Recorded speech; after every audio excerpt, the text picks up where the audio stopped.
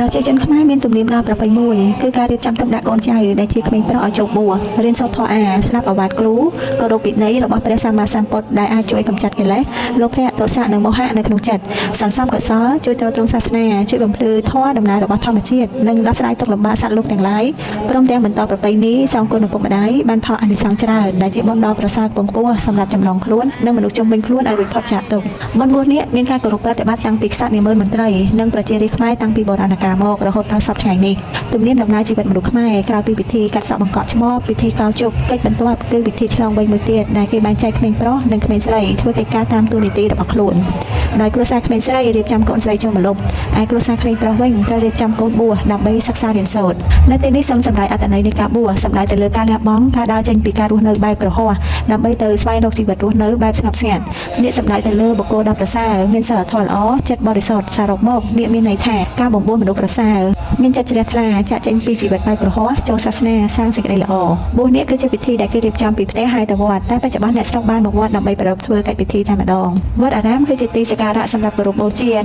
និងសាលាដែលផ្ដល់ចំណេះដឹងបណ្ដុះបណ្ដាលកុលបុត្រទាំងអស់ឲ្យមានចិត្តខ្លាចបាបមានចិត្តកុសលមានចិត្តបរិសុទ្ធមានសទ្ធាជ្រះថ្លាសិក្សារៀនសូត្រនិងខុសត្រូវមានមេត្តាធម៌ដើម្បីអភិវឌ្ឍខ្លួនខ្លាចទៅជាមនុស្សដ៏ប្រសើរជួយផ្សព្វផ្សាយនិងជួយដោះស្រាយទុក្ខសត្វលោកទន្ទឹមនឹងការប្រើពាក្យនាគនេះមានរឿងព្រេងមួយដំណើរថាមានអ្នកក្រិចមួយមានមហិទ្ធិឫទ្ធិខ្លាំងអស្ចារ្យមានចិត្តខ្លាចបាបមានសទ្ធាជ្រះថ្លាចង់បួសក្នុងព្រះពុទ្ធសាសនាបានក្រឡាខ្លួនជាមនុស្សចូលទៅថ្វាយបង្គំសូមបួសពីព្រះមហាស្ថេរហើយព្រះអង្គក៏បានបំបួសនាគក្នុងគ្រានោះទៅនាថ្ងៃមួយភិក្ខុនេះបានសឹងពេលថ្ងៃព្រឹកខ្លួនក៏ក្រឡាខ្លួនជានាគវិ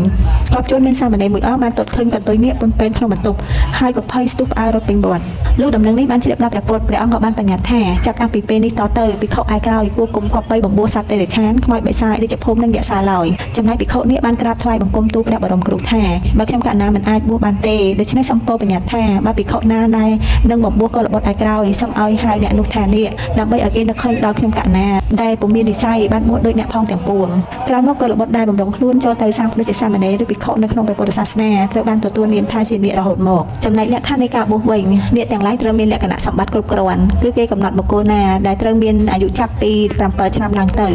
ឬអាយុតូចជាងនេះដែលអាចដេញសត្វក្អែកហើរបានសម្រាប់ការបួសជាសាមណេរនិងសម្រាប់ការបួសជាភិក្ខុត្រូវមានអាយុចាប់ពី21ឆ្នាំឡើងទៅ